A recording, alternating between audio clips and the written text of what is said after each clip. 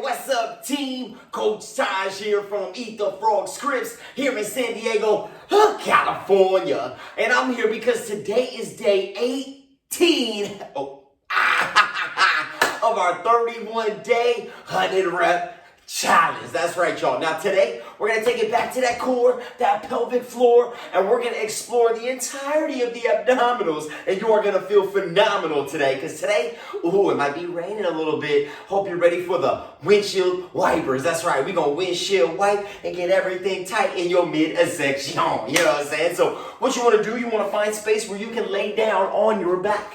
So you're going to go ahead and lay down on your back, and you're going to go ahead and make your back super flat right out the gate. So you're going to go ahead and make sure your lower back is driven into the floor by flipping that pelvis like you're trying to bring that waistline to your chin. Ooh, and you are ready to begin. Make sure that lower back is nice and flat. Then once you make sure everything is driven nice and tight with the core, your head is firmly, or I would say softly, on the floor. You're then going to extend your legs straight up over the above the waistline. So with straight legs, keeping that belly nice and driven, you're going to make sure that your shoulders, your elbows, and your palms stay driven into the floor as well. You're then just going to slowly lower your legs to one side as far as you can without allowing your shoulder, your elbow, or your wrist to come off the ground.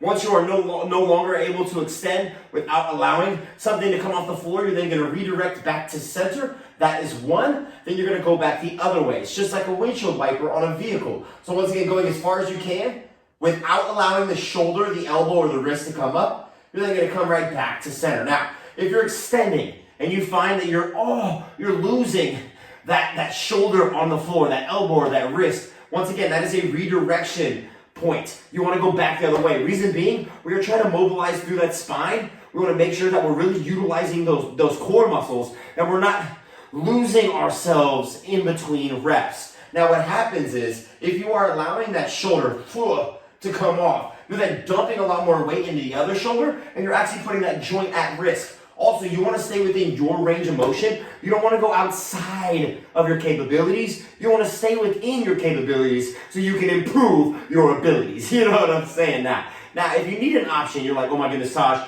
there is no way that I can keep my legs straight. First off, those glute bridge walkouts, they burn down my hamstrings. I need a breather. Well, guess what? You can bend the knees for an option, and you can keep your knees. Once again, you want to keep your legs, whether they're extended or bent, you want to keep them glued together. Now, you're going to go ahead and drive, once again, that belly straight into the floor. So drive that belly straight into the floor. Lower back's nice and flat. You're going to keep a 90-degree bend in your knees. Once again, the same rules apply. You want your shoulder, you want your elbow, and you want your palm to live on the floor. And you're now just moving with less of a lever arm. So now your legs are shorter, so the lever arm is no longer as long. And so this makes it a little safer for you, your lower back, your core, and all the surrounding joints. Now, whether you're in the knee bend position or the extended leg position, we want to make sure that we don't lose and then just plop our body. Because look what happens. It jerks me, and then that once again puts my neck at risk. So we want to make sure that as we're doing this exercise, it is slow and in control. I recommend, even with the option of the bent knee, that you are going literally 3 seconds. 1, 2, 3, and then redirect. Once again, it's okay if you don't touch the floor. Now, if this option is still too much, and you're like, Taj, there's no way I can keep my legs up for 100 reps. Well, guess what?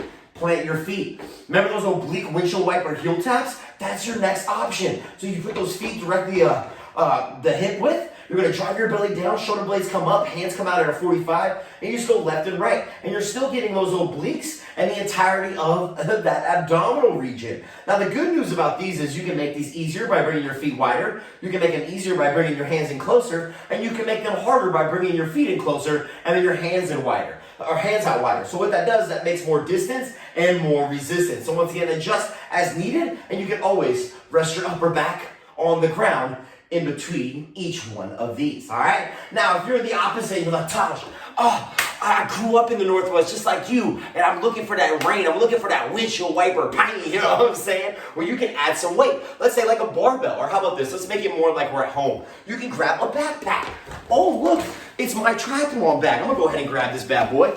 I'm gonna go ahead and power it straight overhead, just like I'm about to begin a chest press. Once again, you're gonna drive the belly down. Make sure, once again, that lower back is driven in the floor. You can now add weight to your windshield wiper. So look at that. Now instead of having your arms down, but look, oh no, the bag's gonna take me. You have to stay super steady in the core. So you have to keep it up. You may not be able to go as far, but now it's exclusively your core. Once again, you can bend the knees and you can repeat with these.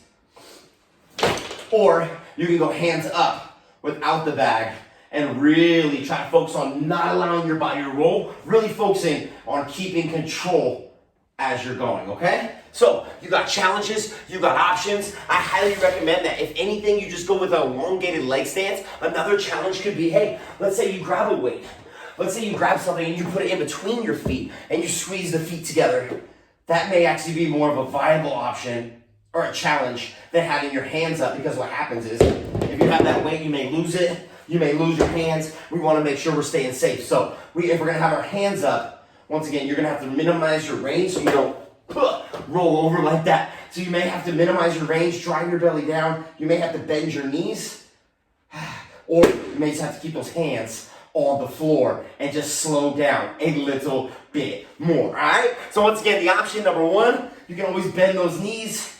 You can plant those feet and you can go to those oblique windshield wiper heel taps. The regular variation, you just got your legs straight. You want to make sure your shoulder, your elbow, and your palm stay driven on the floor. Another challenge, you can bring your hands off of the floor, but you got to make sure the core is super contracted. Everything is still together. You can even keep your knees together and bend with your hands up, or you can add that weight, like a backpack, like a barbell. It doesn't matter. Whatever you prefer, whether you got bent knees, whether you got straight legs, but make sure the shoulder doesn't come off the floor, so you want to keep everything driven.